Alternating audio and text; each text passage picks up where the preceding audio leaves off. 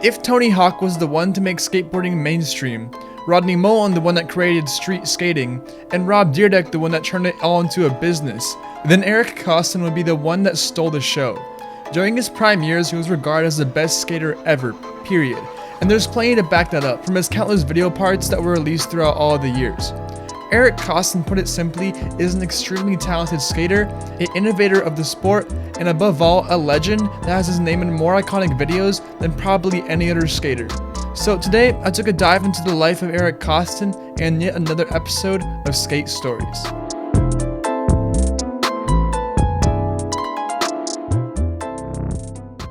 Eric Koston was born on April 29, 1965 in Thailand, but his family would soon move to San Bernardino in California, where Koston would grow up. His older brother was into skateboarding at the time because of the sudden rise in popularity that skateboarding had in the 80s, and it was from his older brother that he got his first skateboard. I got into skating because my older brother, it was the mid-80s, and so he was super into it. It was 85, 86. First board was a Gons. So around the age of 10, Eric would start skating, and just like everybody else that begins skateboarding, he wasn't that good at first. I used to push around on my knee, or somebody telling me like some horror story of somebody else doing it and hitting a crack and smashing their teeth out. That's what made me actually stand up and push. Would you say you were good right off the bat at skating? Not right off the bat, but I guess I progressed probably pretty quickly. I remember just being freaked out, like, what if I just don't make it? What if I just hook up and flip? That's all you can think, and I gotta hook up and flip over straight to my face. And eventually work my way up slowly, like gradually to the top, you know. As he continued skateboarding, Koston's skills on a skateboard would grow exponentially, ending up in him meeting a local pro skater, Eddie Aguirre, during a vert demo. They would become friends over time and would hang out and skate often because of how close they lived to each other. When I got connected with Eric, I was doing a vert demo in Highland, California, and he lived in San Bernardino, so he was always hanging around, and they said, this guy is just tearing it up. From that time, we kind of hung out a lot. I had a half pipe in my backyard, a little mini ramp. We used to skate for hours, filming, videotaping, and I think it helped him in his street skating. Just being able to do that stuff on the mini ramps or the vert or transition helped him when he went to street. He had that talent that you knew that he was going to be great. Around the time that Eric turned 14, Eddie would start giving some of his boards to Koston so he could keep skating. And it was also around the time that Eddie would start taking Koston out to more demos and competitions, where at one of which he would meet Matt Hensley, one of the best street skaters of the time, and who was also one of Eric Koston's favorite skaters at the time too. There was a demo in San Bernardino and Hensley came, and Steve Ortega. It was like this most insane like dream session too, by the way. Like that point, he was the best. After that, Matt Hensley told Mike Terensky, the owner of H Street, to check out Koston and maybe add him to the team. H Street was the first skateboarding company founded and run by skateboarders, and not guys in suits that didn't ride. Needless to say, H Street was a pretty notable company at the time and was taken seriously in the skateboarding world after producing their first few videos, Shackle Me Not and Hocus Pocus. I guess after that, Hensley had gone back and said something to Mike Terensky about me as well. So then Eddie told me that, Terensky wanted to meet me. At that time, he wasn't sponsored, and I was trying to get him sponsored even with H Street. And at first, they were like, no, we're not sure. We have a lot of guys on the team, and I'm telling you, you need this guy. Because I'm telling you right now, you know what, this guy is going to be amazing. I remember when we first met him, we were just like talking to the dude and going, there's no way this dude is getting on H Street. I remember seeing the dude, and he was this nerdy looking dude. But for some reason, maybe it was an Asian bond between us. But I kind of just went up to him and tried to make the guy feel comfortable. First time I ever seen this guy skate, I was like, this guy is unbelievable. He was doing like those 540 ollies on the quarter pipe. Yeah, he was doing everything. But then finally they came around and said, yeah, you know what, you're right. And then he just went from there and got sponsored. So at the age of 16, Eric would end up getting sponsored by H Street, and he would end up leaving with Eddie Aguirre to be a skateboarding camp instructor for the summer. And he would never return back home after that. He dropped out of school and moved to San Diego and started living in the H Street house. After the skate camp was over, we started coming back, and from that time, he went down to San Diego and started living there at the H Street house. And after that summer, he just never even went back home. I was just living at the H Street house at that point, and I was 16, probably still. But with skateboarding being the only thing that Eric Koston needed to worry about, he started getting extremely good. And he wasn't just good at street skating, the thing that he's known for today, but he was also a very good vert and tranny skater too. In that time, you skated everything anyways. You know, you still didn't have to sort of define yourself as like a street or a vert dude. I just wanted to be good at everything. Regardless if it was because of his raw talent or because of him learning all different forms of skateboarding, Koston was becoming better than a lot of the other people that he was skateboarding with. You can really skate anything. I bet you'd be able to even skate mega ramp if you wanted to. But it was almost depressing. Like, you know, I'd be trying a trick or whatever, and he'd come up just goofing around. He'd just come through and just do it to manual or out of a manual or something, you know what I mean? He's just that good. Like, Koston was God. Koston was my favorite skater as a kid, #1. His H Street part, I loved his H Street part. And while living at the H Street house, Koston would begin working on filming his first video part for the new generation H Street video. This video would be the first time that the skateboarding world would be introduced to Eric Koston and see him skate. Shortly after finishing filming his part, Mike Terensky would leave H Street to create a super team of skaters for his new company, Plan B. I was with Eddie and we drove to the contest. Tony Mag wants me to enter the contest. I was like, I don't want to enter the contest. I don't want to be pro. Like, I don't think I'm ready. I'm not ready to be a pro. Like, if I do this, I'm pro, you know? Terensky pulls me aside and goes, hey man, don't enter this contest. I want you to ride for Plan B. I want you to be an AM for Plan B. There was the pressure that quitting, being 16 and like having to turn pro all like in one day. Despite the very tempting offer to join Plan B, Eric Koston would decide to stay loyal to H Street because of them believing in him when nobody else did. And a few months later, he would turn pro. In the skateboarding world, when somebody becomes a pro skater, they get their own skateboard with that, with their own name or their own graphic or whatever, and it's usually from the company that they're sponsored from. And although Eric Koston would become pro for H Street and would get his own board from them, it would have a very limited run and it wouldn't sell well because soon after his part released, Koston would decide to leave H Street and join a legendary division of a different skateboarding company, leaving his first board to be made in a very small quantity and also not selling well in stores because of the weird graphic and Eric Koston leaving H Street all at the same time. Today, this board is extremely rare, and if there was one to be sold, it would most likely sell for thousands, if not tens of thousands of dollars. You were pro for H Street. I was pro. You had a board on H Street? I had a board and it didn't come out till I quit. A few of them leaked kind of out, a couple hundred, I guess, you know, they did get to shops. Anyway, after his part released, Eric Koston was getting very tired of H Street. Although it was the company that he had made many friends in, and it was a company that gave him a home to live in for all those early years, Koston had evolved from a skateboarder that nobody knew to a skateboarder that everybody wanted on their team. So when Koston was skating with Danny Way, something happened that would change his life forever. I think there was things about H Street that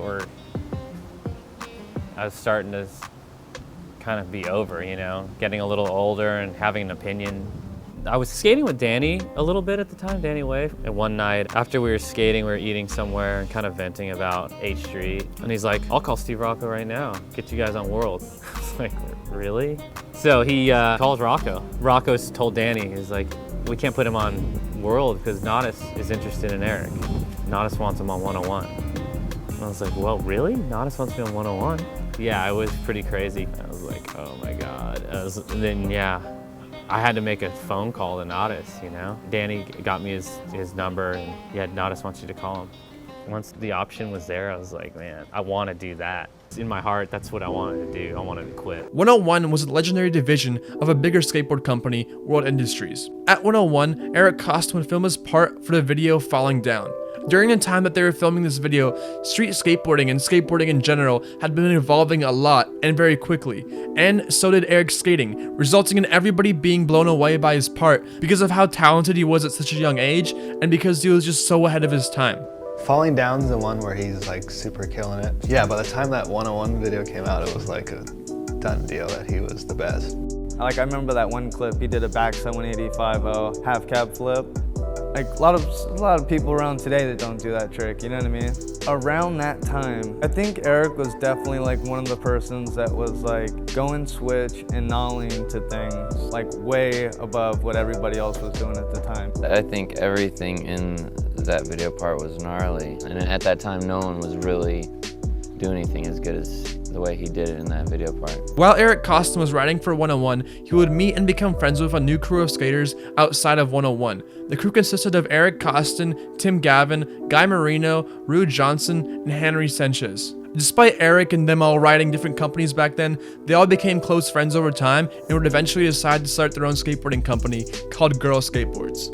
Things started to get a little different over at World, you know, with Rocco. We didn't trust him, you know, everyone started to mutually feel that way. But no, did we get to the source of it and talk it out and like, hey, Rocco, man, like what, you ripping us off? And you know, none of us were like old enough or responsible enough to confront something like that. It's like, oh, nope, I'm convinced, fuck that dude, let's bounce, you know, and that was it. The team was sick. It was like all the dudes that we hung out and skated with, you know, anyway, so it was perfect. Eric and everybody else would leave 101 and move to LA, where he and Tim Gavin would get their first apartment. Because most of the skaters that were riding for Girl didn't finish high school or didn't go to college, this time period pretty much marked their college years for them. And they would throw parties at the house and would always have people staying over the night, hanging out and skating. I mean, fuck, those were our college years. Those were our fraternities, man. Our dorm rooms. You know what I mean? It was lame, but it was the best times of our lives, dude. Goldfish was the first video released from Girl Skateboards, and everybody put in their all for each of their parts. This was pretty much their own company that was started by their own group of friends, so to have the video do really well was everybody's priority. This was also the first time Eric Koston really started taking filming a lot more seriously, as before he would just let his natural talent take over and he didn't have to worry too much about getting a certain trick done. So where did you start like actually taking a part really serious, or have you always? Probably Goldfish, because that was Girl's first video too. I wanted to make sure like we had a really sick video that came out, you know, everybody did. Although everyone on Girl put a lot of effort into Goldfish, the good vibes of just a bunch of friends hanging out and having fun skating was still there, and it also set the standard for all Girl skateboard videos from there on. Goldfish felt less like a regular skateboarding video, and instead felt more like you were watching a movie of some sorts, thanks to them including creative, funny, and narrative skits. This movie theme was even more prominent thanks to Goldfish being directed by Spec Jones, a prominent skateboarding filmer, director, and filmmaker. This for Eric Koston was arguably the beginning of his prime years in skateboarding. Just like in any other sport, skateboarders will usually reach a peak, and Koston was just starting to open the door on his. I remember like filming a line of him at Chafee that was like super long with like tons of hard tricks. I think he backside heel flips over a wall in Goldfish. It's pretty obvious he was definitely fucking so naturally talented. I think the most naturally talented skater ever. Back then when he was young and carefree and only had to skate, it was like a joke how he can do anything. Like his video parts have always been like better and better. I don't know, dude, he's just good. You know, not to say that I was on Eric's level. Eric's always been like way above me, but I like looked to Eric for what was like the next thing and what was possible. Throughout the years, Koston would continue to film parts for Girl, and every time a new video was released, he would be better than before and would do more impressive tricks than in each previous video. He would appear in some of the greatest skateboarding videos of all time from Girl Skateboards, which include Goldfish, Mouse, Yeah Right, and Pretty Sweet. In my opinion, this time period from the late 90s to the late 2000s was Eric Koston's prime years in skateboarding. He was able to do things that other skaters were just picking up on with ease. Koston would become a leading team member rider for the skate shoe company called S, and would design his first shoe ever, the S Koston 1. And later in 2000, Eric would release a part in Minikmati, a skate video from S Shoes, where Koston would return and skate in his birthplace of Bangkok, Thailand. Koston would later leave S and join the Lakai roster, a fairly new company at the time, and record one of the most iconic skateboarding videos of all time, Fully Flared. He wouldn't stay with Lakai for too long and would leave pretty much immediately after Fully Flared released, only to be picked up by Nike SB, and he has been sponsored by them ever since. Eric Koston would also get featured in a few skateboarding video games, including Tony Hawk's Pro Skater and Skate 2 and Skate 3. In 2014, Eric Koston would leave Girl Skateboards after filming the Pretty Sweet video. Since then, he's been featured in only two more videos, Supreme Cherry and Nike SB's Chronicles 3. Today, Eric Koston for the most part is retired from skateboarding. He still posts clips of him skating to his Instagram every now and then, but for the most part, he has outlived his prime years at this point. He's 45 years old and also a father. He without a doubt was at one point the best street skater out there, and he has definitely proven that to the world through over his 20 full-length video parts that he's released. And while he doesn't ride like the way that he did in the past anymore, his impact on skating and legacy will live on forever. And that is the story of Eric Koston. Thank you for watching, everyone. And I just wanted to let you know that all the interview clips that I got were from his epically latered episode on Vice. I couldn't add a lot of the stuff I learned from the video here, so if you're interested in learning more about Eric Koston, make sure to check out the documentary on YouTube. And if you enjoyed, please make sure to like and subscribe. Anyway, that's all I have for today. Thank you for watching, and I'll see you in the next one.